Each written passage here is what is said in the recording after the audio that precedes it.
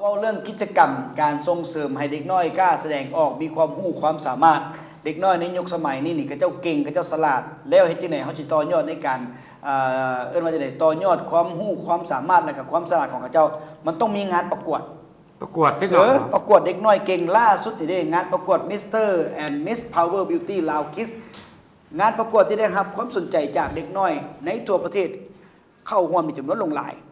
บริษัท Beauty Power ลาวจำกัดซึ่งเป็นบริษัทที่ได้รับบริมสิทธิ์จากศูนย์กลางสาวหนุ่มประชาชนปฏิวัติลาวในการจัดตั้งการประกวดซึ่งงานดังกล่าวได้มีขึ้นในเมื่อวันที่29เดือนตุลาที่ผ่านมาอยู่ที่โรงเรียนศิลปะแห่งชาตินครหลวงจันทร์บริษัท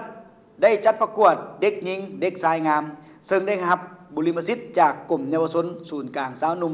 ประชาชนปฏิวัติลาวโดยการเป็นประธานของท่านอัมไพวันสุพันธรประธานบริษัท Miss Beauty Power ลาวจำกัดทั้งเป็นประธานกองประกวดต่างๆในสปป.ลาว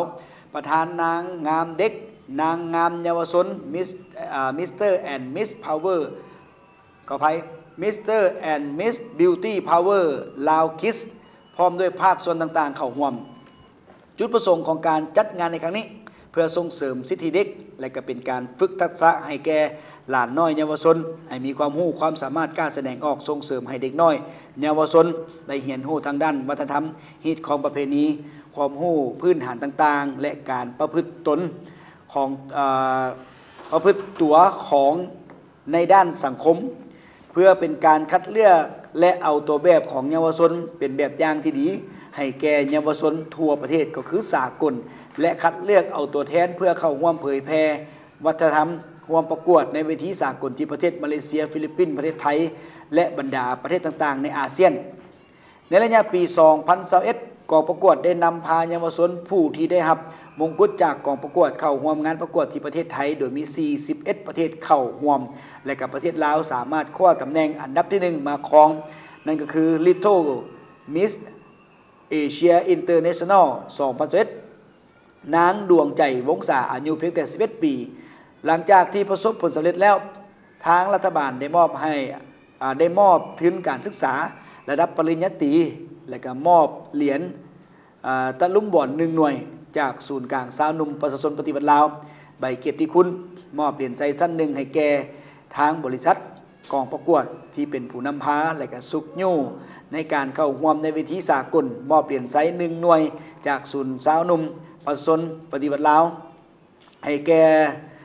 ผู้สนับสนุนหลักที่ได้ให้การสนับสนุนกองประกวดก็คือบริษัทมิสทีนลาวก้าวหน้าโครงการกองประกวดได้มีการเปิดรับสมัครมาตั้งแต่เดือนกรกฎาคม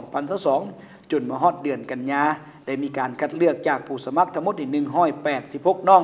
สามารถคัดเลือกได้เพียงแต่55น้องและในเมื่อวันที่29เดือนตุลาที่ผ่านมาได้มี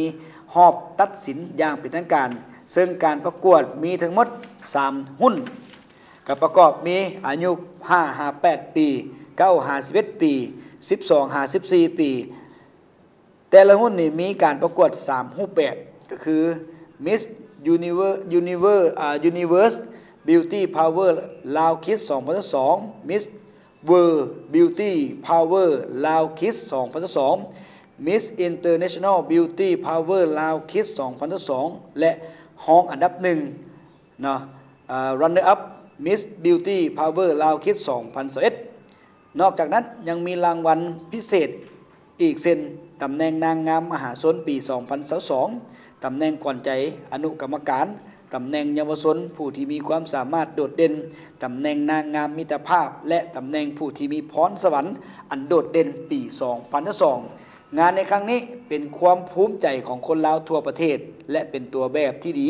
ของเยาวชนลาวทั่วประเทศก็คือสากลอีกด้วยนะอันนี้เป็นภาพบรรยากาศพวกเขาจะให้ทุกท่านได้เบิ่งภาพบรรยากาศในการประกวดในเมื่อวันที่29ที่ผ่านมา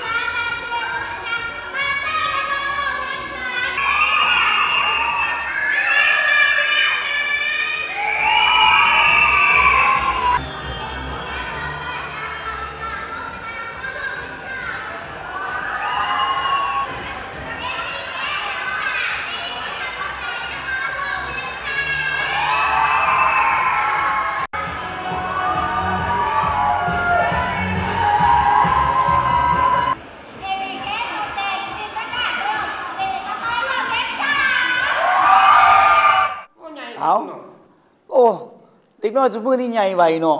มัน12 13 14 15แบบเวลาแต่งตัวแต่งหน้าเข้าไปแล้วปานผู้สาวเว้ย เอาสูงมันมีเครื่องบำรุงลายดี แม่นมีแตผูกงามเด็กน้อยทุกมื้อนี่บ้านเฮาเขาเจ้าเก่งเขาเจ้ากล้าแสดงออก